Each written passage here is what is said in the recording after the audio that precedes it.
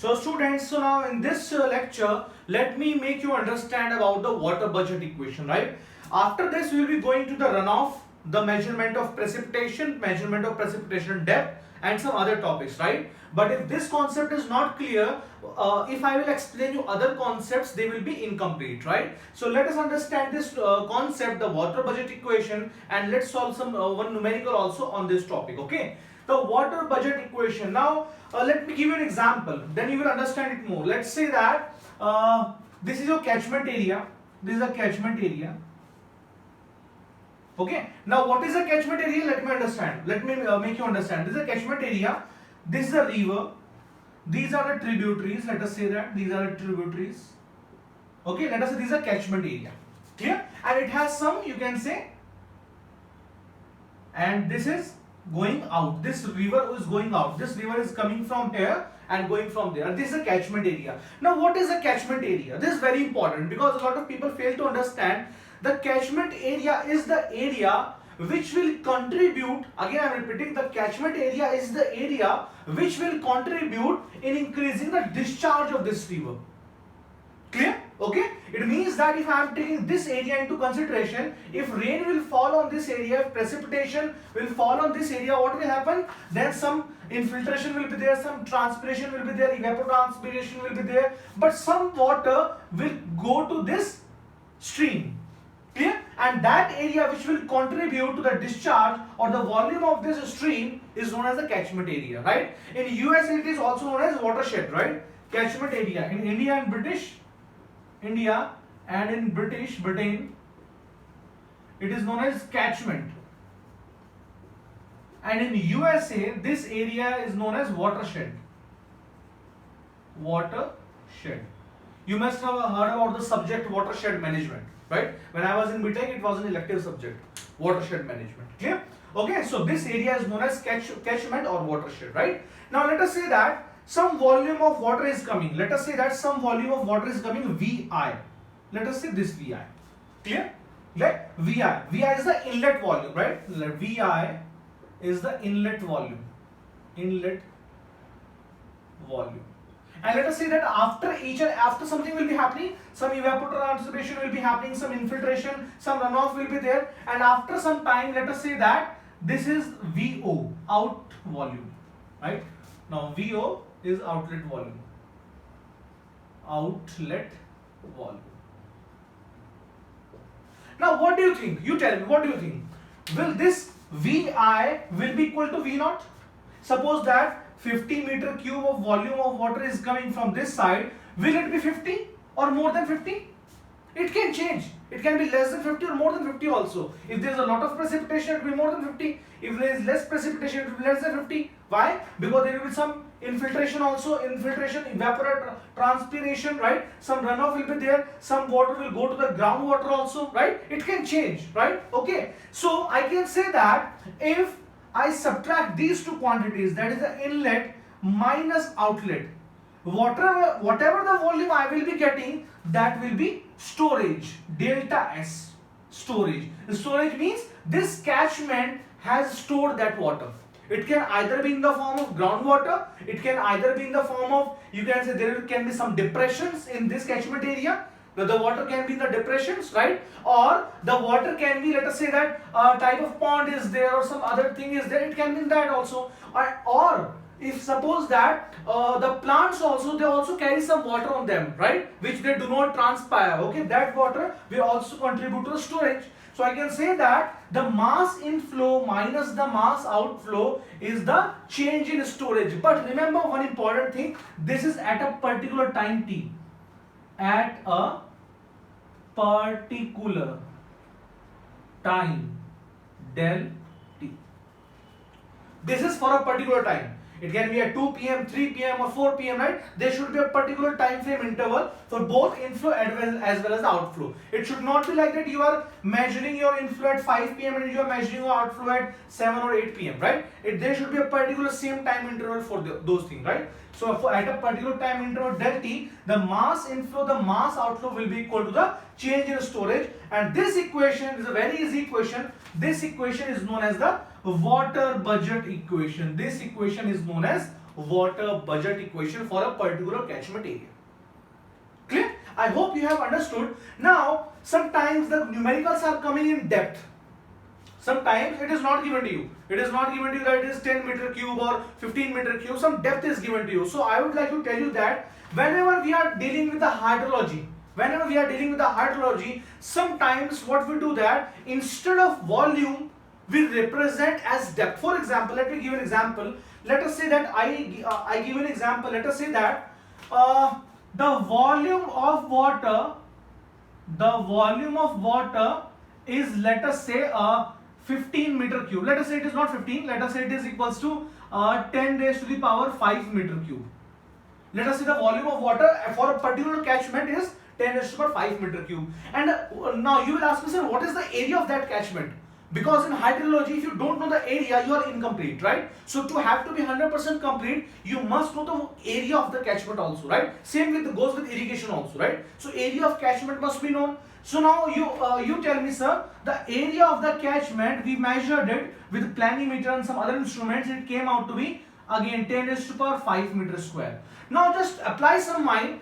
If 10 raised to the power 5 meter cube of volume of water is in area of 10 raised to the power 5 meter square, there will be some depth of water also, because volume is equals to length into width, which you have already got as the area, into height also. So there will be some depth of water, right? Now what will be that depth of water? It will be equal to 10 raised to the power 5 divided by 10 raised to the power 5. It will be meter, that is 1 meter, or I can say 100 centimeter. Now you will say me that, sir, in an area of 10 raised to the power 5 meter square, the depth of water was 100 centimeter. Then I will understand. Okay, it means that the volume of water would be 100 into 10 raised to the power 5 meter cube, right? So I hope you have understood. If in numericals, I will be solving a numerical also. If in numericals, instead of volume, you are given depth, then what you have to do? You have to calculate the volume, because this is in volume, right? The second thing is that, suppose in question discharge is given to you.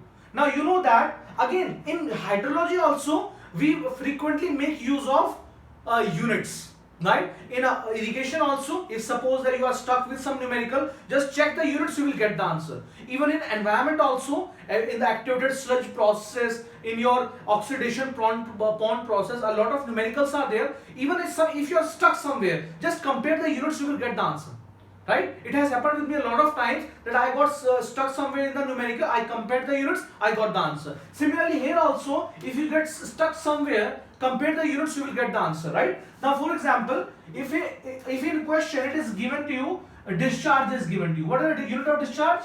Meter cube per second, cubic, right? If you multiply your discharge with time, what will you get? You will get volume. You will get volume. So suppose if discharge is given to you, what you have to do? You have to multiply your discharge with time, so that to get the correct volume. Clear? But the water budget equation is this only, right? Don't need to worry at all. Now let me expand this water budget equation. Now let me expand the water budget equation. Let me rub this. The water budget equation can be like this also. For this particular catchment area, what is the inflow? What is the inflow? If there is rain, there will be some inflow, right? So rain I denoted with the precipitation P. P is the inflow. Clear? Now inflow is P. Now what will be the outflow? Now there will be some runoff. Some runoff will be going to the outflow, right? Or what can happen? Just think. There can be some evaporation also. Clear? There can be some transpiration also. What is evaporation? What is transpiration? What is the difference between the two? When I will be explaining you about the evaporation in the subsequent topics, I will be explaining in detail, right?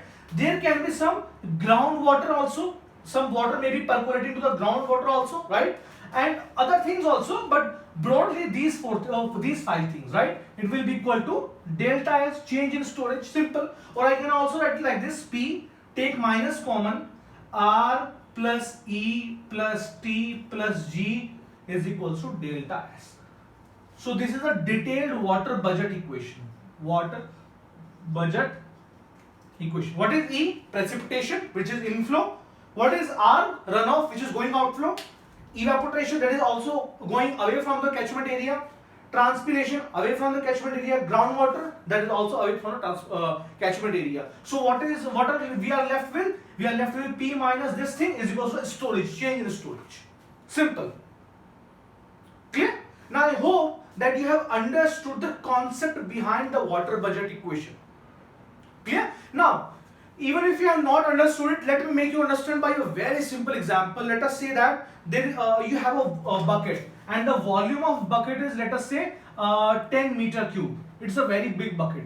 That's the volume of the bucket is 10 meter cube. Clear? You have put your bucket, let us say, under the sun. You have put your bucket under the sun and you have also made one hole in the bucket. Now let me draw it also. To make you understand the very simple terms, let me also draw it. I hope you are getting right. Now let us say that I have a bucket. The volume of the bucket is 10 meter cube. Let us say it is a very big bucket, 10 meter cube. Clear? Okay. Now I have put it in under the sun. Okay, under the sun rays. Okay, the temperature is 40 degrees Celsius. Let us say it is a 40 degrees Celsius. Clear? Now I have also made a hole here, which is continuously, there is some outward discharge also, right? And initially I have filled the bucket up to its brim level, that is 10 meter cube. Clear? Now I started this experiment at 4 p.m. 4 p.m. Clear? Now I recorded the volume at 4:30 p.m. 4:30 p.m. So what will happen? There will be some declination up to here. Now I will check the volume. How much is that volume at 4:30 p.m.? How much is the volume? So you will say me that at 4:30 p.m. the volume was, it is around, let us say, 5 meter cube was left. So 5 meter cube is the initially, 10 meter cube was the initial, right? Now minus, now 5 meter cube is left, right? So 5 meter cube is your delta storage, that is 5 meter cube, which is still left there, right? How much has gone out? Some will be evaporation, some has gone out from here. So I will say that this is your losses are L, losses. Now I will calculate the losses. So losses will come out to be 10 minus 5 is equals to 5 meter cube. It means that 5 meter cube of water has, you can say, left this bucket either by this outward, you can say, the hole, or by the evaporation. So this equation is known as the water budget equation. Clear? Very simple experiment. I have just explained you in very simple terms. That take a bucket, make a hole, right? Put the bucket under sun, let us say for 1 hour, for 2 hours, for 3 hours. After some time, what will be happening? There will be some declination on the water level. You will measure the discharge, you will measure the volume of the bucket, how much water is left in the bucket. That will be your delta S, change in storage, right? And your losses will be, now these losses will be in terms of R. R is the runoff which is coming out, right? Evaporation. Now there is no transpiration because there are no plants, and also we are not bothered about the groundwater also. So your losses will be in the form of R plus E. So this X is equals to 5 meter cube. It will be in the form of R plus E. Now how much is R, how much is E? There are various formulas to determine R and E respectively. Clear? Okay. So I hope, students, that you have understood the water budget equation in a hydrologic cycle. Clear? Okay. Now let's move to the next topic and solve one numerical based on the water budget equation so that we further understand this concept. So let's move to the next topic. Thank you.